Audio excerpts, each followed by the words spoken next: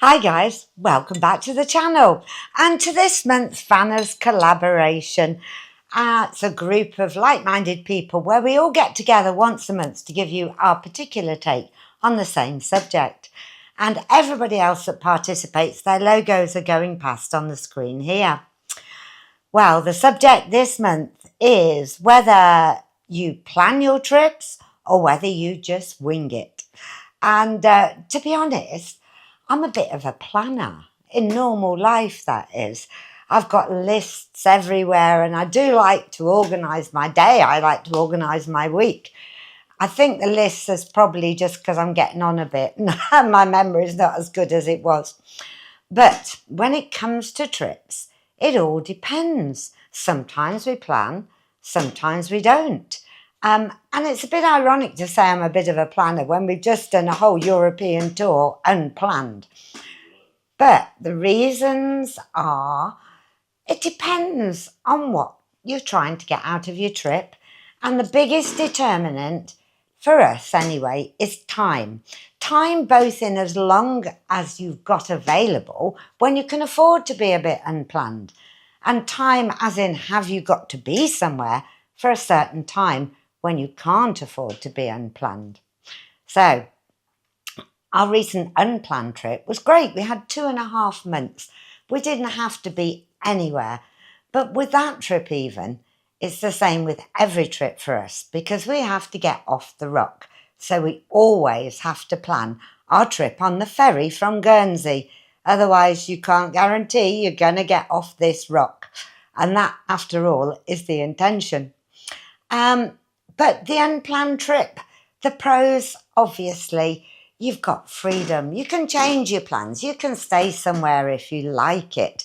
You can go somewhere you never thought you'd be. And you're not cancelling things. You haven't got the hassle of cancellations or lost deposits or anything of that nature. The cons, of course, are that you might not find somewhere. So you have to be prepared to wild camp occasionally. You also have to be prepared to accept perhaps a little less than best as where you end up. But you also get the other side of it and stumbling over some beautiful gems, as we did on our recent tour.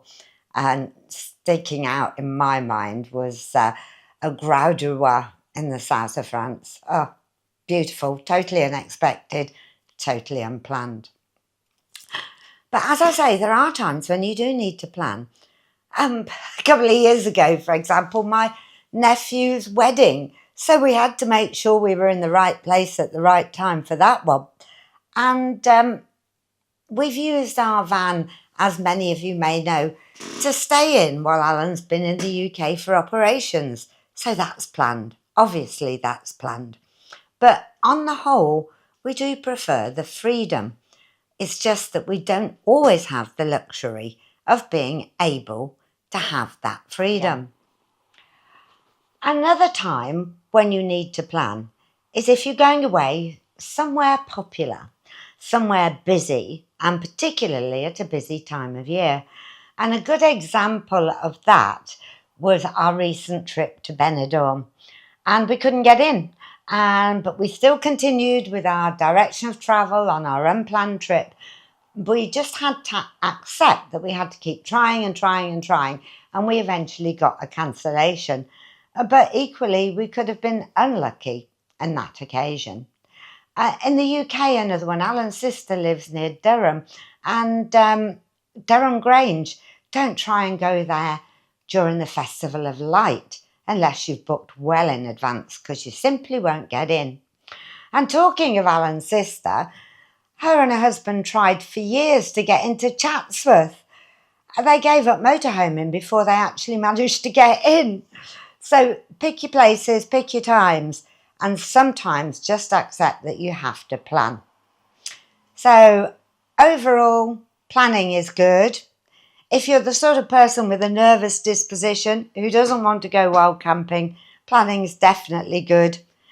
But the freedom of an unplanned trip, well, yeah, you can't beat it. So that's our take. It's not for everyone, and I think most people will say the same. It's a bit of each, to be honest with you. It just depends what you've got on your mind.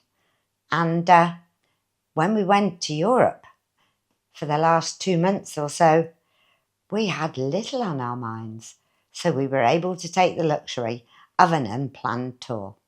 So thank you for watching. I hope you've enjoyed that.